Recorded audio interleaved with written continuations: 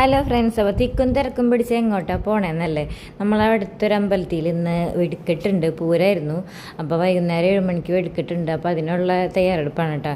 കാരണം എന്താണെന്ന് വെച്ചാൽ ഞാൻ പോകാനൊന്നും തീരുമാനിച്ചിട്ടുണ്ടായിരുന്നില്ല. അച്ഛൻ വിളിച്ച് പെട്ടെന്ന് വരുന്നുണ്ടോ 6:30 ആകുമ്പോഴേക്കും റെഡി ആവാൻ പറഞ്ഞിട്ട് വിളിച്ചിട്ടുണ്ടായിരുന്നു. അങ്ങനെ നേരെ അമ്മേനെ കൂട്ടി പോയി. ഇവിടെ നിന്ന് അച്ഛനും അമ്മ ഉണ്ടായിരുന്നില്ല. അപ്പോൾ ഇതാണ് നമ്മുടെ വെടിക്കെട്ട് നടക്കുന്ന സ്ഥലം. ഇത്രയും അടുത്ത് ഇതുവരെ കണ്ടിട്ടില്ല കേട്ടോ വെടിക്കെട്ട് നടക്കുന്നത്. അപ്പോൾ അമ്പലം നേരെ അപ്പുറത്താണ്, കണ്ട ലൈറ്റ്, ചെറിയ ലൈറ്റൊക്കെ കാണേണ്ട അപ്പുറത്താണ് നമ്മുടെ അമ്പലം വരുന്നത്. കുഞ്ഞനാണെങ്കിലും ആദ്യത്തെ ഒരു എക്സ്പീരിയൻസ് ആണ് ഇത്രയും അടുത്ത് നിന്ന് കാണുക അല്ലെങ്കിൽ കേൾക്കുക എന്നുള്ളത്. അപ്പോൾ എനിക്ക് ടെൻഷനായിരുന്നു. അപ്പോൾ അമ്മ പറഞ്ഞു, എന്തിനാണ് ടെൻഷൻ അടിക്കുന്നത്, അതുപോലുള്ള കുട്ടികളെല്ലാം ഇവിടെ നിൽക്കണം എന്ന് പറഞ്ഞിട്ട് അമ്മ എന്നെ ചീത്തോട് ചെയ്ത. പക്ഷെ അവനൊരു കുഴപ്പമുണ്ടായിരുന്നില്ല. അവൻ അടിപൊളിയായിട്ടൊരു കുഴപ്പമില്ല. വെടിക്കെട്ട് നടക്കുന്ന സമയത്ത് ചിരിച്ച് ഇരിക്കുകയായിരുന്നു ആള്. പിന്നെ കുറച്ച് കഴിഞ്ഞപ്പോൾ കണ്ണടച്ചു, എന്നാലും ഒരു പ്രശ്നം ഉണ്ടായിരുന്നില്ല കേട്ടോ. വെടിക്കെട്ടിനുള്ള ദീപം അമ്പലത്തിൽ നിന്ന് കൊണ്ടുവന്നത് കത്തിക്കാൻ പോവാണേ.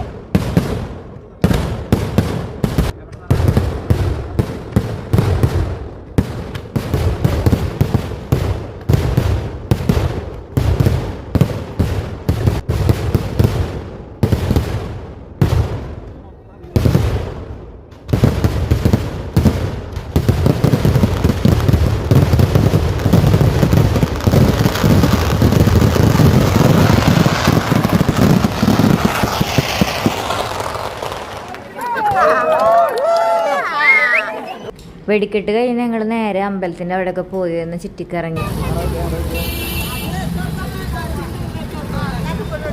അപ്പോൾ അവിടെ ഒരു ബലൂൺകാരൻ ചേട്ടനെയാണ് ആദ്യം കണ്ടത്. അപ്പോൾ കുഞ്ഞൻ പറഞ്ഞു, എനിക്ക് ബലൂൺ മതി എന്ന് പറഞ്ഞു.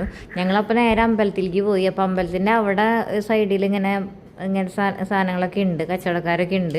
അങ്ങനെ ഞങ്ങൾ നേരെ തിരിച്ച് അമ്പലത്തിൻ്റെ അവിടേക്കൊന്ന് പോയി. അങ്ങോട്ട് കയറിയില്ല, നമ്മൾ നോൺ വെജ് കഴിച്ച കാരണം അമ്പലത്തിനകത്ത് കയറിയില്ല. ഞാനിപ്പോൾ ഈ ഡ്രസ്സ് തന്നെയാണെന്ന് എല്ലാവരും വിചാരിക്കുന്നുണ്ടാവും. പക്ഷെ എനിക്ക് ഈ ഡ്രസ്സ് ഭയങ്കര ഇഷ്ടമായതുകൊണ്ടാണ് ഞാനിപ്പോൾ ഈ ഡ്രസ്സ് തന്നെ ഇടുന്നത്. നമുക്ക് ഏത് ഡ്രസ്സാണ് കൂടുതൽ ഇഷ്ടം എന്ന് വെച്ചാൽ നമ്മൾ ആ ഡ്രസ്സാണല്ലോ ഇടുക, അല്ലേ? മനസ്സിലായില്ലേ? അങ്ങനെ അപ്പോൾ പൂരം കഴിഞ്ഞ് ഞങ്ങൾ ടാറ്റ